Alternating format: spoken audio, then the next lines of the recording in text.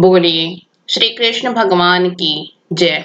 मैं आप सभी को ये बताना चाहती हूँ कि हमारे दो चैनल और भी हैं, मधुर भजन और आरती के लिए मन राखियो और डेली जनरल नॉलेज के क्वेश्चंस के लिए लर्निंग बाय डूइंग। इन दोनों के लिंक डिस्क्रिप्शन बॉक्स में दे दिए हैं, एक बार आप जाकर देखिएगा जरूर।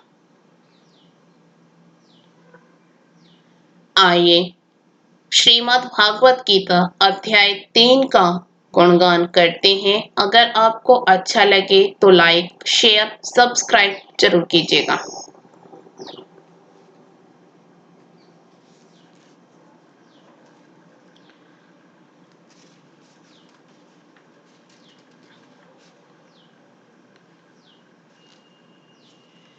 इस पर अर्जुन ने प्रश्न किया कि हे जनार्दन, यदि कर्मों की अपेक्षा ज्ञान आपके श्रेष्ठ मान्य है तो फिर हे केशव मुझे भयंकर कर्म में क्यों लगाते हैं तथा आप मिले हुए से वचन से मेरी बुद्धि को मोहित सी करते हैं। इसलिए उस एक बात को निश्चय करके कहिए कि जिससे मैं कल्याण को प्राप्त हूँ। इस प्रकार अर्जुन के पूछने पर भगवान श्री कृष्ण महाराज बोले, हे निष्पाप अर्जुन, इस लोक में दो प्रकार की निष्ठा मेरे द्वारा पहले कही गई है, ज्ञानियों की ज्ञान योग से और योगियों के निष्काम कर्म योग से। परंतु किसी भी मार्ग के अनुसार कर्मों को स्वरूप से त्यागने की आवश्यकता नहीं है, क्योंकि मनुष्य न तो कर्मों के न करने से निष्कर्मता को प्राप्त होता है और न कर्मों को त्यागने मात्र से भगवत वत्सा साक्षात्कार रूप सिद्धि को प्राप्त होता है तथा सर्वदा कर्मों का स्वरूप से त्याग हो भी नहीं सकता, क्योंकि कोई भी पुरुष किसी काल में क्षण मात्र भी बिना कर्म किए नहीं रहता। निसंदेह सभी पुरुष प्रकृति से उत्पन्न हुए गुणों द्वारा पर वश हुए कर्म करते हैं। इसलिए जो मूढ़ बुद्धि पुरुष कर्मेंद्रियों को हठ से रोककर इंद्रियों के भोगों को मन से चिंतन करता रहता है, वह मिथ्याचारी अर्थात दंभी कहा जाता है। और हे अर्जुन, जो पुरुष मन से इंद्रियों को वश में करके अनासक्त हुआ कर्मेंद्रियों से कर्म योग का आचरण करता है, वह श्रेष्ठ है। इसलिए तू शास्त्र विधि से नियत किए हुए स्वधर्म रूप कर्म को कर, क्योंकि कर्म न करने की अपेक्षा कर्म करना श्रेष्ठ है तथा कर्म न करने से तेरा शरीर निर्वाह भी नहीं सिद्ध होगा। हे अर्जुन, बंधन के भय से भी कर्मों का त्याग करना योग्य नहीं है, क्योंकि यज्ञ अर्थात विष्णु के निमित्त किए हुए कर्म के सिवा अन्य कर्म में लगा हुआ ही यह मनुष्य कर्मों द्वारा बांधता है। इसलिए हे अर्जुन, आसक्ति से रहित हुआ उस परमेश्वर के निमित्त कर्म का भली प्रकार आचरण कर।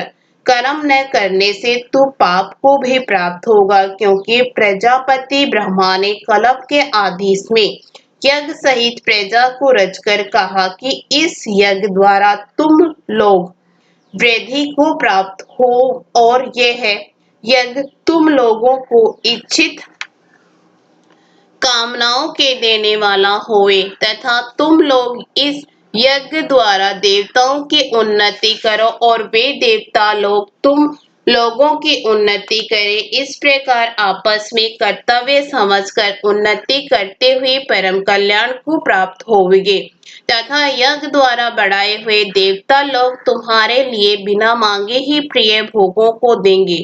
उनके द्वारा दिए हुए भोगों को जो पुरुष इनके लिए बिना दिए ही भोगता है वह निश्चय चोर है, कारण कि यज्ञ से शेष बचे हुए अन्न को खाने वाले श्रेष्ठ पुरुष सब पापों से छूटते हैं। और जो पापी लोग अपने शरीर पोषण के लिए ही पकाते हैं वे तो पाप को ही खाते हैं, क्योंकि संपूर्ण प्राणी अन्न से उत्पन्न होते हैं और अन्न की उत्पत्ति वृष्टि से होती है तथा वृष्टि यज्ञ से होती है और वह यज्ञ कर्मों से उत्पन्न होने वाला है तथा उस कर्म को तू वेद से उत्पन्न हुआ जान और वेद अविनाशी परमात्मा से उत्पन्न हुआ है।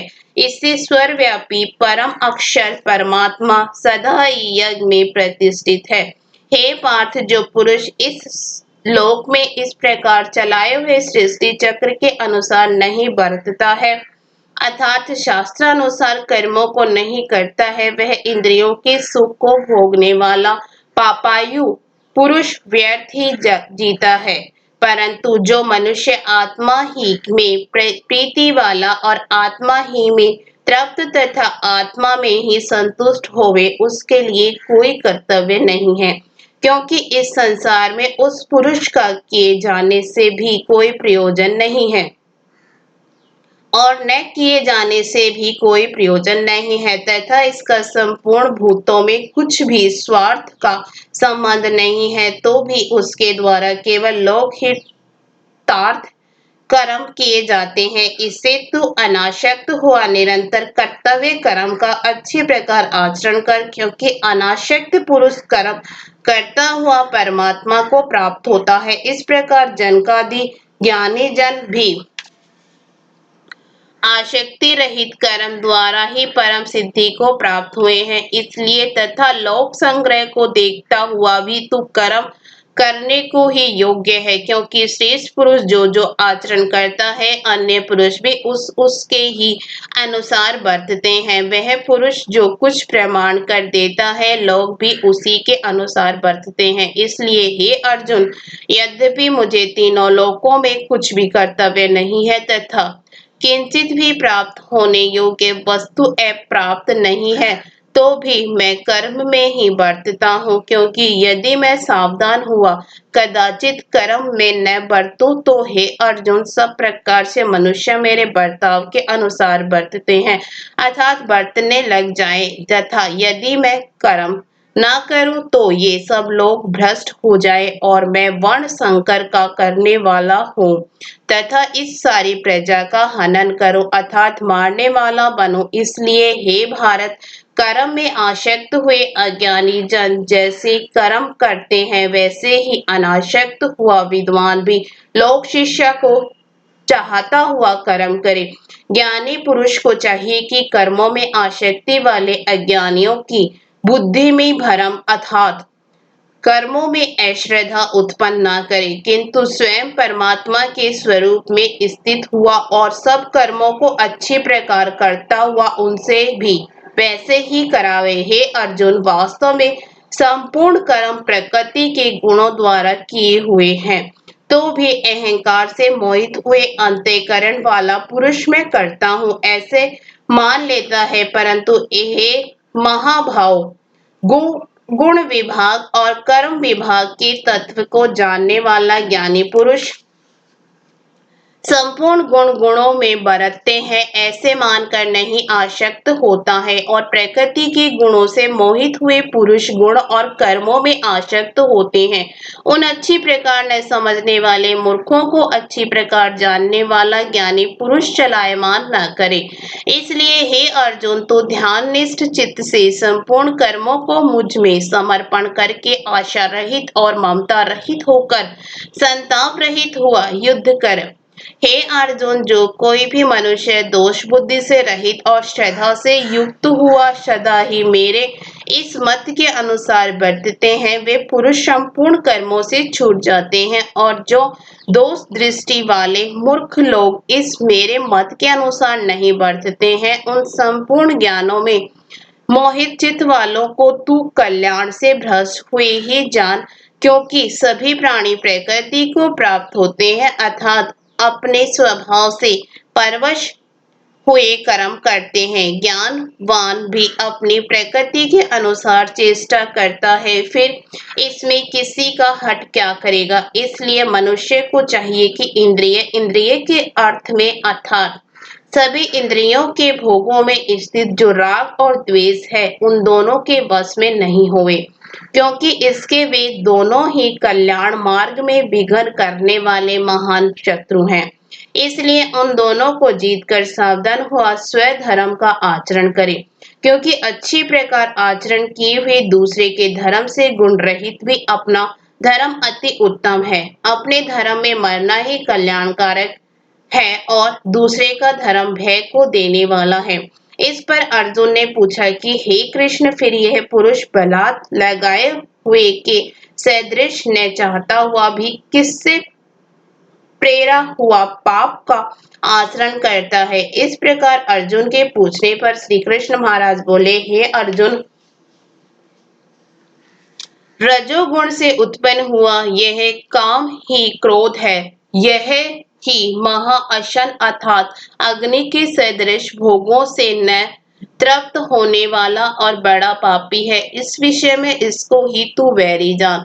जैसे धुएं से अग्नि और मल से दर्पण ढका जाता है तथा जैसे जेर से गर्भ ढका हुआ है, वैसे ही उस काम के द्वारा यह ज्ञान ढका हुआ है। और हे अर्जुन, इस अग्नि सदृश न पूर्ण होने वाले काम रूप ज्ञानियों के नित्य वैरी से ज्ञान ढका हुआ है।